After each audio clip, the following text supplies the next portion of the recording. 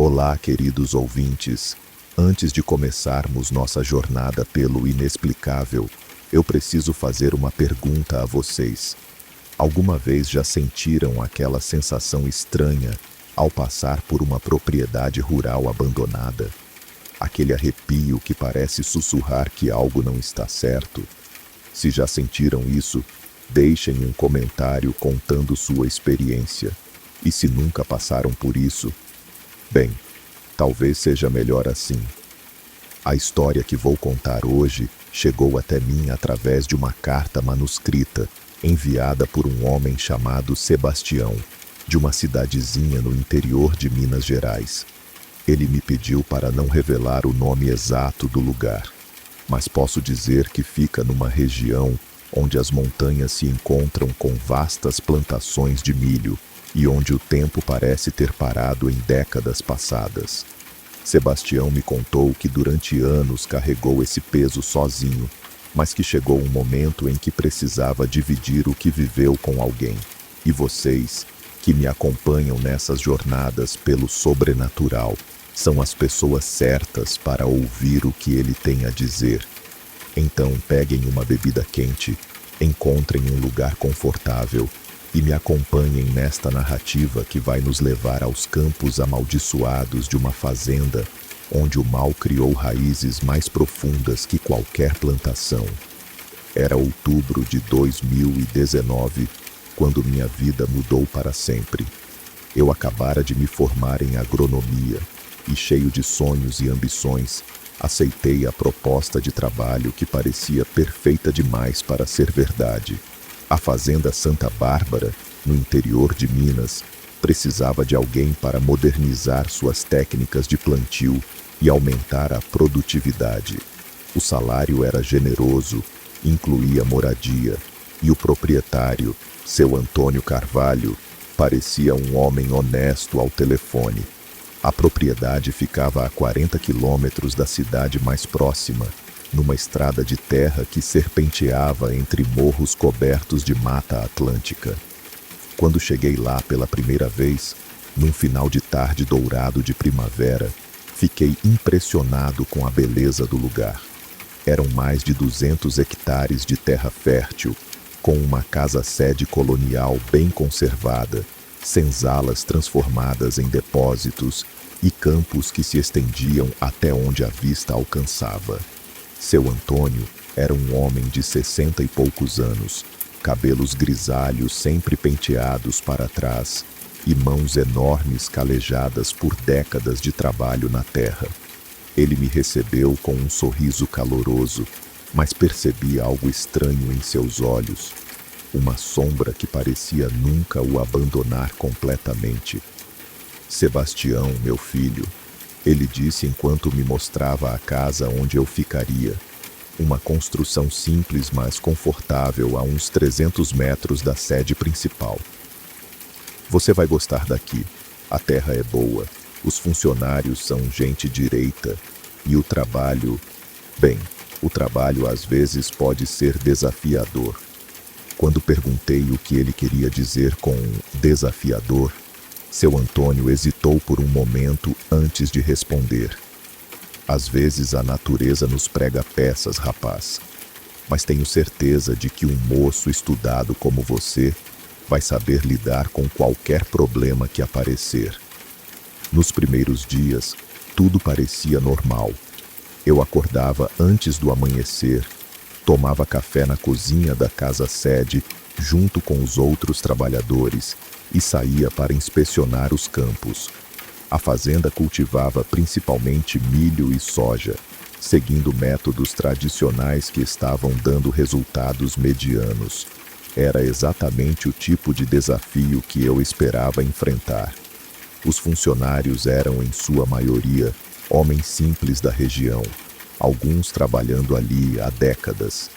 Havia João do Carmo, o capataz, um homem magro e nervoso que conhecia cada palmo daquela terra. Zé Maria e seus 2 filhos, responsáveis pela manutenção dos equipamentos, e Dona Rosa, a cozinheira, uma senhora robusta de meia idade, que preparava as melhores pamonhas que já provei na vida. Mas foi Chico Preto quem mais chamou minha atenção desde o início. Chico era um homem alto e forte, com mais de 70 anos, mas aparentando ter a resistência de alguém metade de sua idade. Seus olhos escuros tinham uma profundidade que às vezes me deixava desconfortável, como se ele pudesse ler pensamentos. Diferente dos outros, que sempre me cumprimentavam com sorrisos e conversas sobre o tempo, Chico apenas acenava com a cabeça quando nossos caminhos se cruzavam. Chico trabalha aqui desde menino, me explicou João do Carmo num dos primeiros dias. O pai dele já trabalhava para a família do seu Antônio. Conhece essa terra melhor que ninguém, mas é meio esquisito, sabe? Sempre foi assim. Esquisito como? Zrenia perguntei. João olhou ao redor antes de responder, como se tivesse medo de ser ouvido. Ele tem umas manias. Não gosta de trabalhar em certas áreas da fazenda, especialmente lá no Campo Norte. Diz que tem coisa ruim por lá. E quando o patrão insiste, ele faz o serviço, mas fica rezando o tempo todo. O Campo Norte. Mesmo sem ter visitado ainda, o nome já havia aparecido várias vezes em minhas conversas com seu Antônio. Era uma área de cerca de 20 hectares que vinha apresentando problemas constantes de produtividade. As plantas cresciam fracas, muitas morriam sem explicação aparente, e até os insetos pareciam evitar aquela região. É por isso que você está aqui, seu Antônio me disse quando finalmente decidimos visitar o local na minha segunda semana de trabalho. Já trouxe outros técnicos antes, fizeram análises de solo, testaram diferentes sementes, usaram todo tipo de adubo e pesticida. Nada funcionou. Caminhamos pela estrada de terra que levava ao Campo Norte, passando por plantações viçosas de milho que balançavam suavemente na brisa matinal. Mas conforme nos aproximávamos do nosso destino, a paisagem começou a mudar. As plantas ficavam mais esparsas, o solo parecia mais seco, apesar da irrigação adequada, e até o ar parecia mais pesado. E então eu o vi. No centro exato do Campo Norte, como um rei solitário governando um reino de desolação, estava o espantalho mais impressionante e perturbador que já havia visto em minha vida. Ele tinha quase 2 metros de altura, construído com uma estrutura de madeira robusta que parecia ter sido feita para durar décadas. Mas não era o tamanho que impressionava. Era o material usado para vesti-lo. Em vez da tradicional palha dourada, aquele espantalho era feito inteiramente de palha negra, uma cor que não parecia natural, como se tivesse sido queimada ou tingida com algo sinistro. O rosto era uma máscara de madeira entalhada à mão, com traços grotescos que pareciam humanos demais para serem confortáveis. Os olhos eram buracos profundos que pareciam nos observar enquanto caminhávamos, e a boca era uma fenda irregular que sugeria um sorriso malévolo. Impressionante, não é? Zrenia, disse seu Antônio, notando minha reação. Esse espantalho está aí há mais de 50 anos. Meu pai que mandou fazer, baseado numa tradição antiga da região. E vocês nunca pensaram em substituí-lo? Talvez ele esteja influenciando de alguma forma a plantação. Seu Antônio riu, mas foi um riso forçado, sem alegria. Acredite, já pensei nisso muitas vezes, mas toda vez que alguém tenta mexer nele, acontecem coisas estranhas. Acidentes, doenças, problemas na família. No final, sempre deixamos ele quieto. Passei o resto daquela manhã analisando o solo ao redor do espantalho, coletando amostras e fazendo anotações. Os dados eram confusos. O solo tinha todos os nutrientes necessários. A drenagem era adequada. e não havia sinais de pragas ou doenças. Do ponto de vista científico, aquele campo deveria ser tão produtivo quanto qualquer outro na fazenda, mas algo estava definitivamente errado ali. Conforme os dias passavam, eu me encontrava pensando cada vez mais no Campo Norte e seu guardião siniestro. Comecei a acordar no meio da noite com sonhos estranhos, visões de campos queimados, de pessoas correndo em pânico, e sempre, a figura do espantalho observando tudo com seus olhos vazios. Foi durante uma dessas noites insones que decidi caminhar até a janela de meu quarto e olhar na direção do Campo Norte. A lua cheia iluminava a paisagem, criando sombras longas e distorcidas, e lá, claramente visível mesmo à distância, estava o espantalho. Mas havia algo diferente nele. Peguei um binóculo que tinha em minha mesa e apontei na direção da figura. O que vi me gelou o sangue. O espantalho não estava na mesma posição de sempre. Sua cabeça, que durante o dia ficava ligeiramente inclinada para a esquerda, agora estava virada diretamente para a minha janela. E mesmo através das lentes do binóculo, eu podia jurar que aqueles buracos negros que serviam de olhos estavam me encarando. Balancei a cabeça, tentando me convencer de que era apenas minha imaginação trabalhando além da conta. Espantalhos não se movem sozinhos. Era impossível. Mas quando olhei novamente, a cabeça havia voltado à posição original.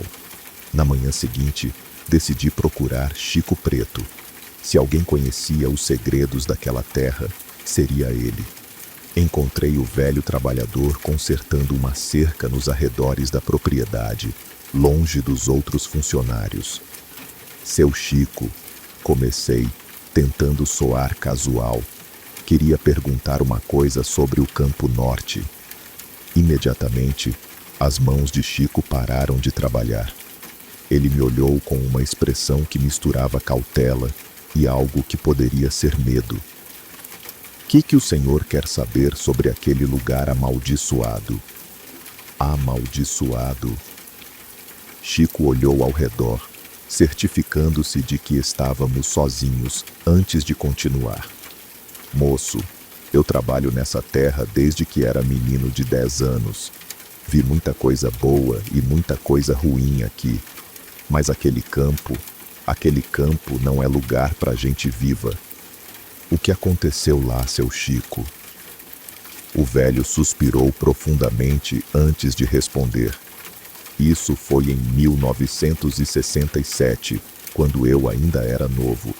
O pai do seu Antônio, seu Joaquim, era um homem difícil. Bebia demais, batia nos funcionários e tinha um temperamento terrível. Naquele ano, a seca tinha sido muito forte e a colheita estava sendo ruim. Seu Joaquim estava ficando cada vez mais nervoso, culpando todo mundo menos ele mesmo. Chico fez uma pausa, seus olhos fixos em algum ponto distante. Tinha um trabalhador aqui, chamado Benedito. Homem bom, trabalhador. Mas seu Joaquim tinha implicância com ele. Dizia que Benedito era preguiçoso, que roubava comida, que estava atrapalhando o trabalho dos outros. Nada disso era verdade, mas quando seu Joaquim bebia, não tinha quem fizesse ele ver razão. E o que aconteceu? Uma noite, seu Joaquim chegou em casa completamente bêbado e furioso. Disse que tinha certeza de que Benedito estava sabotando a plantação, que ele era algum tipo de feiticeiro que estava amaldiçoando a terra. Juntou alguns capangas da cidade e foram atrás do coitado. Chico parou de falar, suas mãos tremendo ligeiramente. Eles encontraram Benedito na cabana dele, com a mulher e os 2 filhos pequenos.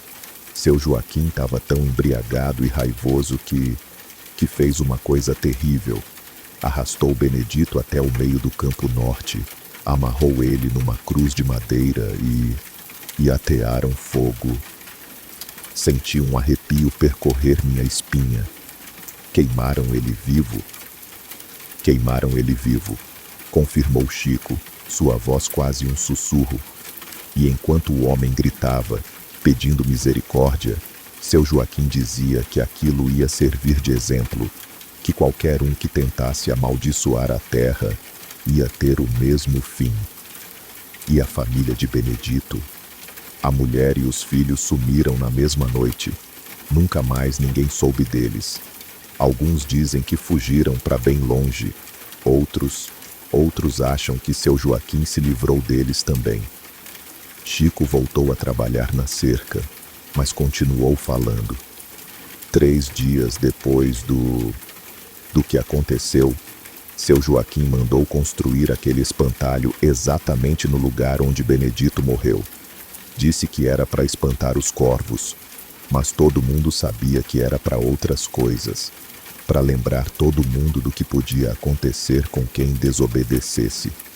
E desde então o campo não produz nada.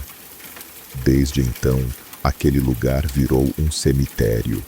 As plantas não crescem, os bichos não se aproximam, e à noite tem coisas que é melhor não falar.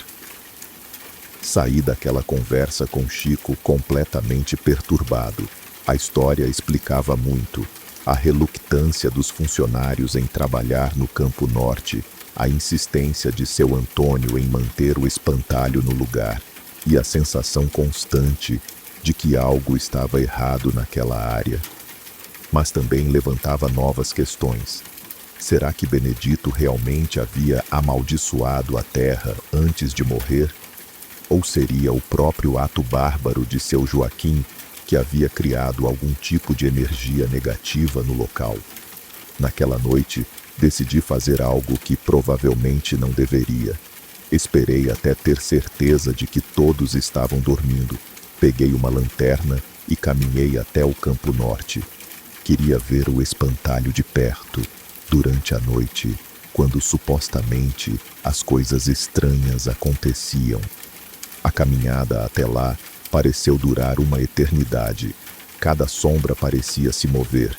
Cada ruído do vento nas árvores soava como sussurros sinistros. Quando finalmente cheguei ao campo, a lua estava escondida atrás de nuvens espessas, deixando tudo numa escuridão quase obsoleta. Acendi a lanterna e direcionei o feixe de luz para o centro do campo. O espantalho não estava lá. Por um momento, pensei que havia me perdido, que estava no lugar errado. Mas reconheci as características do terreno, as árvores ao redor, os marcos que havia memorizado durante minhas visitas diurnas. Era definitivamente o Campo Norte, e o espantalho havia sumido. Foi então que ouvi a voz. Você não deveria estar aqui. Girei rapidamente, apontando a lanterna na direção do som, e lá estava ele. O espantalho havia se movido para uma posição a apenas uns 10 metros de distância de mim. Mas havia algo diferente. A palha negra parecia se mover como se fosse cabelo ao vento, e os olhos vazios agora brilhavam com uma luz amarelada e doentia. Quem está falando? Zrenia consegui perguntar, minha voz saindo trêmula. Você sabe quem eu sou. Respondeu a voz, que parecia vir de todos os lugares e de lugar nenhum ao mesmo tempo. Você ouviu minha história hoje? Benedito? O espantalho não respondeu, mas começou a se mover na minha direção, não caminhando, deslizando, como se seus pés não tocassem o chão. Cada movimento era acompanhado por um ruído seco, como galhos quebrando. 52 anos, disse a voz. 52 anos esperando por justiça. 52 anos vendo essa terra morrer aos poucos, como eu morri. O que você quer? Zrenia perguntei, recuando lentamente. Quero que a verdade seja conhecida, que minha família seja encontrada, que os responsáveis paguem pelo que fizeram. Seu Joaquim já morreu, disse eu. Não posso fazer justiça por algo que aconteceu antes de eu nascer. O espantalho parou de se mover e, por um momento, o silêncio foi absoluto. Joaquim morreu, concordou a voz. Mas seu filho ainda vive, e você pode ser minha voz. Seu Antônio sabia do que o pai fez? Antônio tinha 17 anos quando me mataram. Ele viu tudo e nunca fez nada para me honrar. Nunca procurou minha família, nunca contou a verdade. Senti o peso da situação caindo sobre mim. Estava no meio de uma tragédia familiar que durava décadas e, de alguma forma, me tornara parte dela. Se eu contar sua história, você vai em paz. Talvez, respondeu a voz. Mas primeiro, você precisa encontrar minha família. Precisa saber o que aconteceu com minha Maria e meus filhos. Como vou fazer isso? Já se passaram mais de 50 anos. Chico sabe mais do que contou. E na cidade há registros. Mas cuidado, há pessoas que não querem que a verdade venha à tona. Quando pisquei os olhos, o espantalho havia desaparecido novamente. Estava sozinho no campo, com apenas o som do vento e o bater acelerado do meu próprio coração. Corri de volta para casa, trancei a porta e passei o resto da noite acordado, tentando processar o que havia acontecido. Será que tinha imaginado tudo? Será que o estresse e as histórias que havia ouvido tinham criado uma alucinação? Mas no fundo, eu sabia que não. Havia algo genuinamente sobrenatural acontecendo naquela fazenda, e eu estava sendo usado como instrumento para resolver uma injustiça antiga. Nos dias seguintes, comecei minha investigação. Procurei Chico novamente, dessa vez pressionando por mais detalhes sobre o que aconteceu com a família de Benedito. Inicialmente relutante, o velho finalmente cedeu quando percebeu que eu não desistiria. A Maria e os meninos, ele disse, não fugiram como todo mundo pensa. Seu Joaquim mandou uns capangas levar eles para bem longe. Disse que era para proteger eles. Mas uns dias depois, ouvi conversa entre os homens. Eles tinham enterrado a família numa cova rasa, lá perto do riacho que passa na divisa da propriedade. Você tem certeza disso? Certeza eu não posso ter, moço, mas sei que nunca mais ninguém viu eles, e os homens que levaram eles embora ficaram ricos de uma hora para outra. Compraram terra, construíram casa nova, dinheiro de onde? Com essa informação, passei a explorar a área próxima ao riacho sempre que tinha oportunidade. Era uma região pantanosa, coberta de vegetação densa, mas após várias tentativas, encontrei uma elevação no terreno que parecia artificial. Exatamente o tipo de coisa que você esperaria encontrar sobre uma cova antiga. Cavei discretamente durante uma tarde, quando tinha certeza de que ninguém me veria. A uns 2 metros de profundidade, minha pá bateu em algo duro. Era um crânio humano, pequeno demais para ser de um adulto. Parei de cavar imediatamente. Não era arqueólogo nem investigador forense, e sabia que mexer com evidências criminais, mesmo antigas, poderia criar problemas legais sérios. Mas agora tinha certeza de que a família de Benedito realmente havia sido assassinada e enterrada na propriedade. Naquela noite, o espantalho apareceu novamente em meus sonhos. Você encontrou eles, disse a voz, agora carregada de uma tristeza profunda. Minha Maria, meus meninos. Encontrei, confirmei. O que você quer que eu faça agora?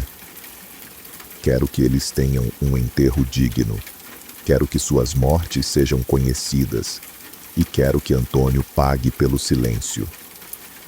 Como posso fazer isso sem me comprometer?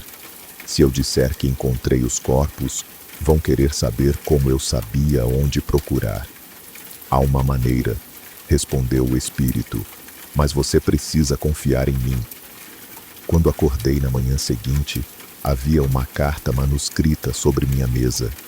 Não estava lá quando fui dormir, e minha casa estava trancada. A letra era antiga, trêmula, como de alguém escrevendo com dificuldade. A carta era supostamente de uma mulher chamada Socorro, que se identificava como prima de Maria, a esposa de Benedito. Ela dizia ter guardado o segredo por décadas, mas que sua consciência não aguentava mais.